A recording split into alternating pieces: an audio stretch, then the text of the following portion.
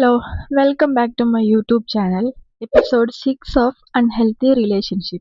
ഒരു റിലേഷൻഷിപ്പിലെ ഏറ്റവും വലിയ റെഡ് ഫ്ലാഗ് എന്താണെന്നറിയോ? അതൊരു അടിയല്ല, അതൊരു വഴക്കല്ല.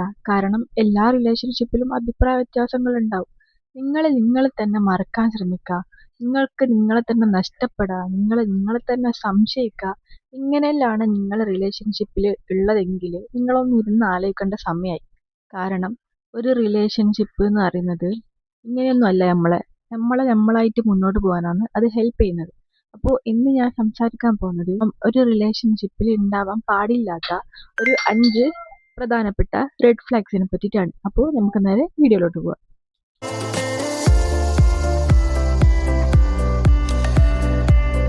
റെഡ് ഫ്ലാഗ് നമ്പർ 1, നിങ്ങളെ കൺട്രോൾ ചെയ്യാൻ ശ്രമിക്കുക. ആദ്യം നിങ്ങൾക്കത് ഒരു കെയറിങ് പോലെ ആയിരിക്കും തോന്നുന്നത്.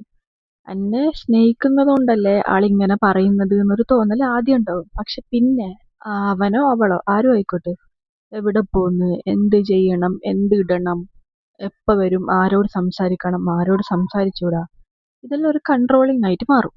ഇങ്ങനെ നിങ്ങളെ ലൈഫിൽ എല്ലാ തീരുമാനങ്ങളും ഒരാളാണ് എടുക്കുന്നുള്ളതെങ്കിൽ അത് ലവ് അല്ല, അത് കൺട്രോളിങ് ആണ്.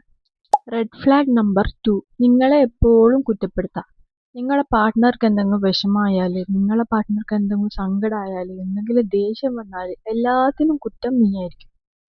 നീ കാരണമാണ് ഇങ്ങനെ സംഭവിച്ചത്, നീ കാരണമാണ് എപ്പോഴും സംഭവിക്കല്, എല്ലാത്തിനും കുറ്റം നിങ്ങൾക്കാണ്. ഇങ്ങനെയാണ് നിങ്ങളെ റിലേഷൻഷിപ്പിലുള്ളതെങ്കിൽ നിങ്ങൾ പിന്നെ നിങ്ങളെ തന്നെ സ്വയം കുറ്റപ്പെടുത്താൻ തുടങ്ങും. റെഡ് ഫ്ലാഗ് നമ്പർ 3, നിങ്ങളെ ചെറുതാക്കി സംസാരിക്കൽ. ഒരു തമാശ പോലെയായിരിക്കും നിങ്ങളെ ഇൻസൾട്ട് ചെയ്യുന്നുള്ളത്. നിനക്കൊന്നും അറിയില്ല, നിന്നെ കൊണ്ടൊന്നും ചെയ്യാൻ പറ്റൂല, നീ ഇല്ലെങ്കിൽ എനിക്കൊരു പ്രശ്നവുമില്ല, ഇങ്ങനെ എപ്പോഴും നിങ്ങളെ പറഞ്ഞിട്ട് ലാസ്റ്റ് നിങ്ങളെ ആത്മവിശ്വാസം തന്നെ ഇത് ഇല്ലാണ്ടാക്കും.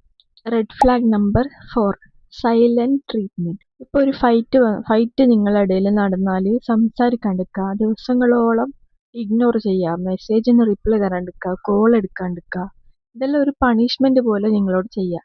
ഇത് കേൾക്കുമ്പോൾ ചിലപ്പോൾ ചില ആൾക്കാർക്ക് തോന്നും ഇതെല്ലാം സാധാരണയായിട്ട് നടക്കുന്ന കാര്യമല്ലേ.